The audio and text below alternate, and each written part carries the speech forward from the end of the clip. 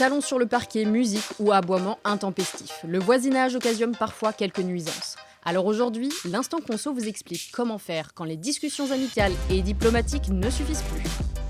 Tout d'abord, sachez qu'il existe différents troubles de voisinage.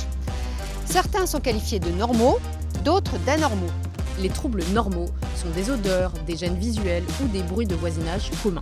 Il s'agit par exemple du bruit produit par l'utilisation d'un aspirateur ou des bruits de pas sur un plancher.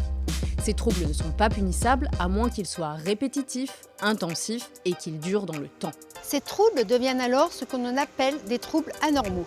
Il peut s'agir de cris forts et répétés, du niveau sonore trop élevé d'une chaîne hi-fi ou de l'utilisation continue d'un outil de bricolage. Ces troubles anormaux sont punissables même s'ils sont produits de jour. De nuit, on parlera simplement de tapage nocturne pour le bruit. Les sanctions, une amende contraventionnelle, voire des suites auprès du tribunal correctionnel.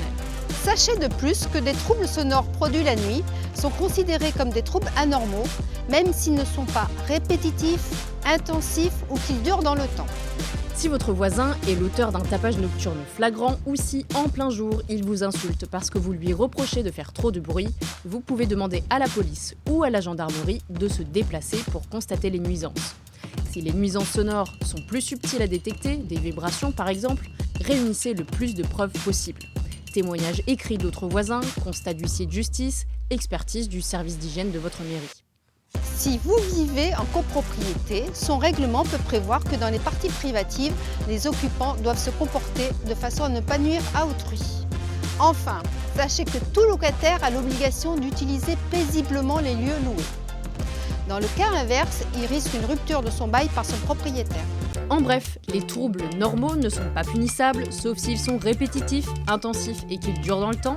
Les troubles anormaux sont punissables même de jour.